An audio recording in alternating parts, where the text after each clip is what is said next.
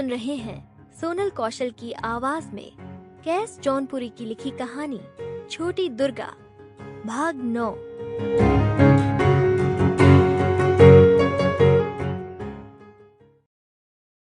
जब से दुर्गा को ये मालूम हुआ कि वो सुमति की बेटी नहीं है, वो बहुत उदास रहने लगी। उसका किसी भी चीज में मन नहीं लगता। उसने घर से बाहर जाकर बच्चों के साथ खेलना, आश्रम जाना भी बंद कर दिया। वो चुपचाप अपनी झोपड़ी की खिड़की पर बैठकर बाहर देखा करती। दुर्गा जब कई दिन से खेलने के लिए नहीं आई, तो वल्क और रुक्मी उसे खेलने के लिए बुलाने आए। वल्क जाकर दुर्गा के सामने खड़ा हो गया। चलो ना दुर्गा, कितने दिन हो गए तुम खेलने नहीं आई। मेरा मन नहीं है। दुर्गा की बात सुनकर रुक्मी थोड़ा नाराज हो गई। क्या मन नहीं है? क्या हुआ है तुम्हें?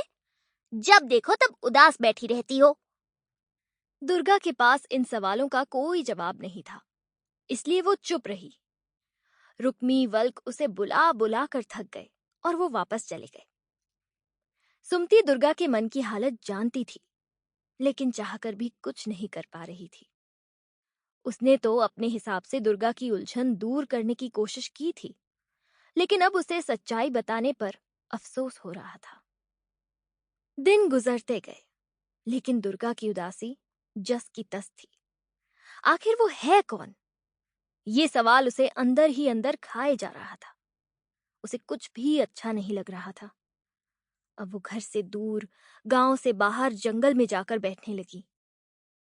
ऐसे ही एक दिन उदास दुर्गा शेरू के साथ गांव से दूर सुनसान जंगल में बैठी थी।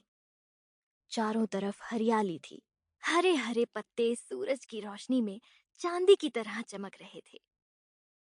जमीन पर पेड़ से नीचे गिरे हुए सूखे पत्ते बिखरे हुए थे। रह रह के पेड़ों पर बैठी हुई चिड़ियों की आवाजें आ रही थी। हल्की हल्की हवा चल रही थी, लेकिन दुर्गा को कुछ भी अच्छा नहीं लग रहा था।